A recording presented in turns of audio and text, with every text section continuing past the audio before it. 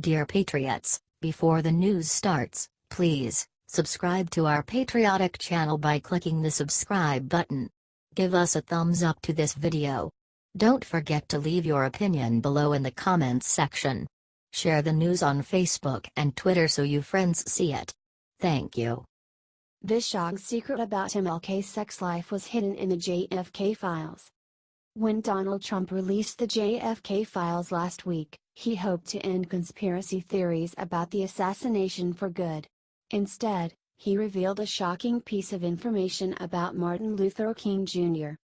A document hidden within the several thousand-page file dump details King's affinity for group sex parties.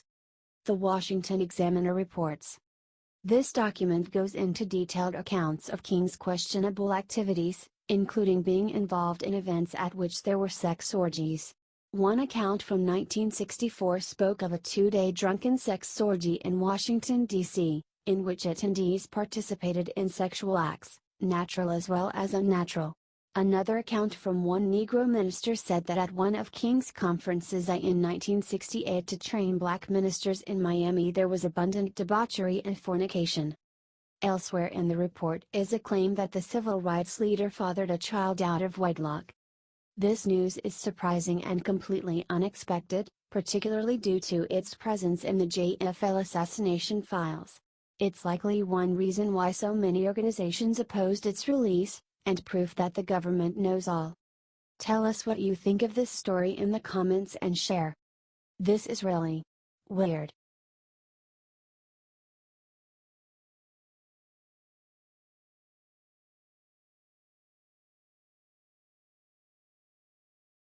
Here is the smoking gun that proves Hillary rigged the Democrat primary. We now have the smoking gun that proves Hillary Clinton rigged the Democrat primary against Bernie Sanders. A recently unveiled memo shows that the DNC colluded with the Clinton campaign in order to pay off the organization's massive debts. AOL reports.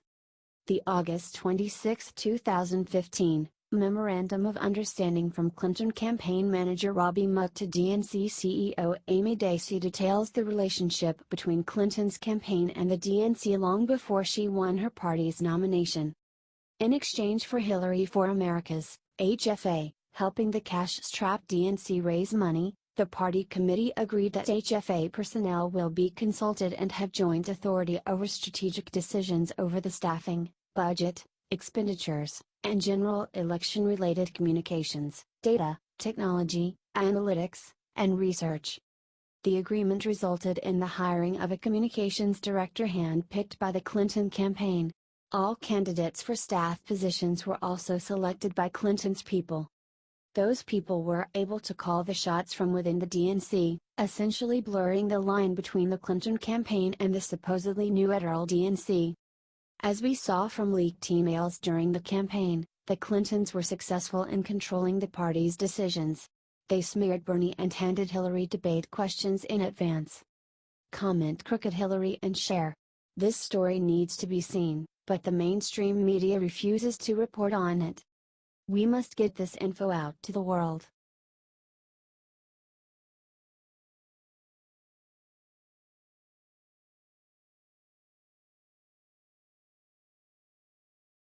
George Bush just broke.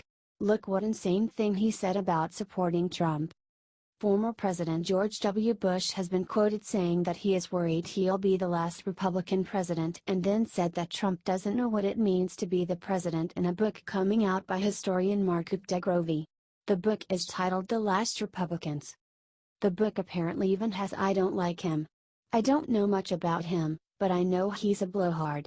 And I'm not too excited about him being a leader. Now, that right there is disgusting. It's also a total lie too, considering the fact that George H. W. Bush recently was quoted saying the following line to 5 different women. Do you know WHO my favorite magician is? David Copperfield. While squeezing their rear ends in a sexual way. To make matters worse, Bush also said the following according to Dan Zak of the Washington Post. It turns out that George Bush Jr. didn't even vote for Trump. This is disgusting. The Bush family are nothing but fake Republicans. They are really globalist Democrats that hate Trump because he beat them. Share this if you never want to hear about the damn Bush family anymore. They are yellow-bellied traitors that sold off our country.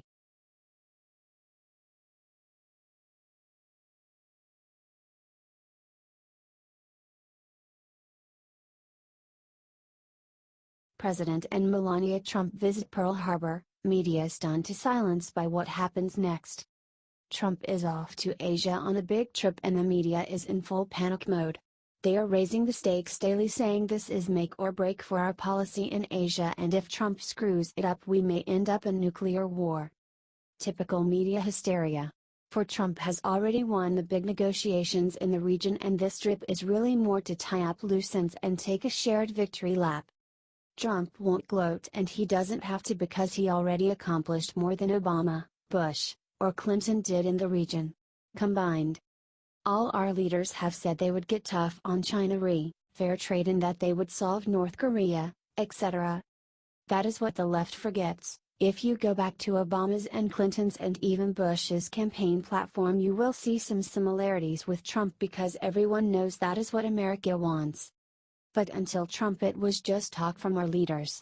In less than a year, Trump has China actually hitting North Korea where it hurts.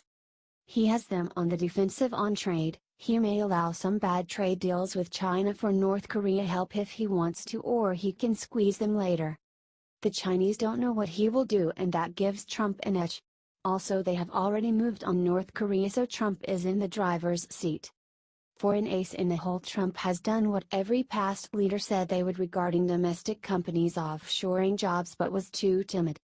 He is dangling the carrot to keep them, and he has been willing to use the stick to get them to stay. The results speak for themselves on that front. So he can let China have their lousy trade deals, solve North Korea, and use domestic pressure to keep jobs here. In other words, Trump, contrary to what the media will tell you, has already won, which means that America has already won, and going to Asia is a victory lap. His first stop was in Hawaii, and he was received warmly and met with the U.S. Pacific Command and the governors of Alaska, Hawaii and Pacific U.S. territories. He also took a quick visit to Pearl Harbor.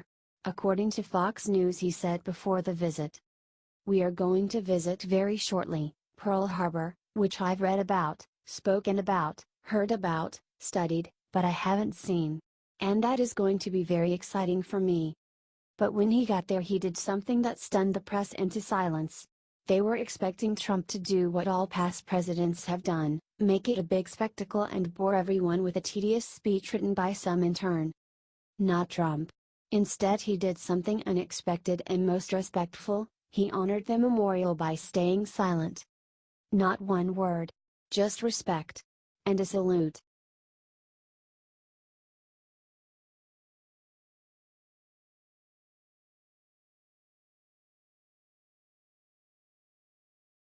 Home Depot's founder comes forward, reveals nasty thing Chuck and Nancy are doing to hurt USA's middle class.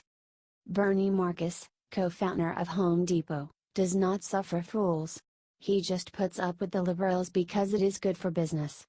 And he thinks eventually they will see the light. We just have to deprogram them first. He went on Breitbart Radio and spoke about jobs and how important Trump's tax plan is for the middle class.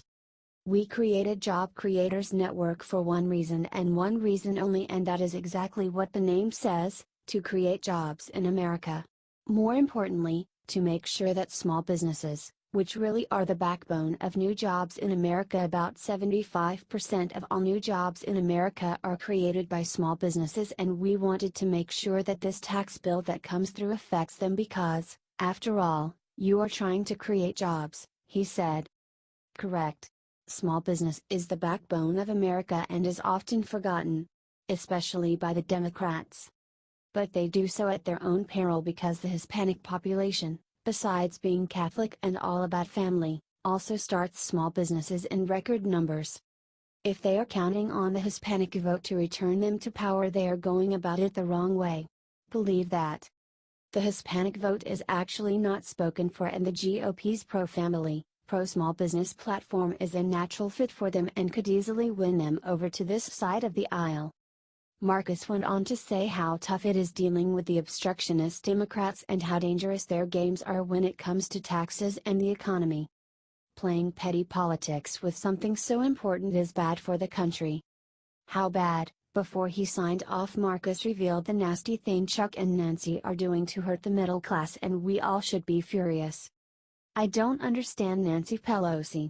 I don't understand Schumer, he said. They don't want to see more people hired in America. It's incredible to me. Nancy Pelosi thinks this is going to cost jobs. My God, in my career I've created thousands of jobs. Nancy Pelosi has never created a single job in her life. Share if you agree.